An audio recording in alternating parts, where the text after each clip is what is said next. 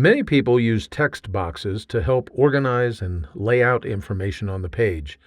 In this quick tip, I show you 2 ways that you can add text boxes to your document.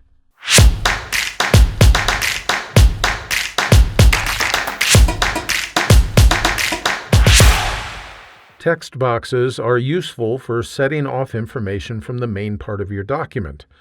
There are 2 ways that you can add a text box to your document. The traditional method is to simply draw the text box. All you need to do is make sure that you can see on the screen where you want the text box to be located. And then make sure that the Insert tab of the ribbon is displayed. Over at the right side of the ribbon, you can see that there's an option that says Text Box. I'm going to click on that, and that displays some options, and I'm going to choose Draw Text Box right down here near the bottom. When I do that, the mouse pointer changes into a plus sign. You can see it on the screen here. Some people just call that crosshairs, but it looks like a big plus sign. Now I just go to a corner of where I want the text box, click on the mouse, drag, and then when I release the mouse button, that's where the text box is located. And notice as well that the insertion pointer is within the text box, so I can start putting text into that text box. Now I'm going to go ahead and press Ctrl-Z to undo this text box that we just added here, because I want to show you the second way of doing it. When we went through the steps to draw the text box just a little while ago, and we clicked on the Insert tab of the ribbon, and over here we clicked on Text Box, you may have noticed the other options that are available besides drawing a text box. These options include several predefined text boxes.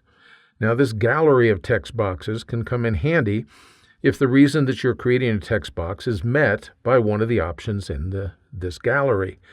If you want to use one of these text boxes, feel free to choose it and see if it's what you need. If not, you can always press Ctrl-Z to undo the new text box. For instance, I'm going to go ahead and select this simple text box, and you can see that it put that text box right in the middle of the document here, and it has some dummy text or some sample text in that text box already. And we could go ahead and change that text if we want to. But we can also format the text box just by resizing it if we want to, or we can do some of the options that are up here on the Shape Format tab of the ribbon to control how that text box appears and where it appears on the page. Notice as I resized this text box just a little while ago that the text within the text box is flowed so that it matches the size of the text box.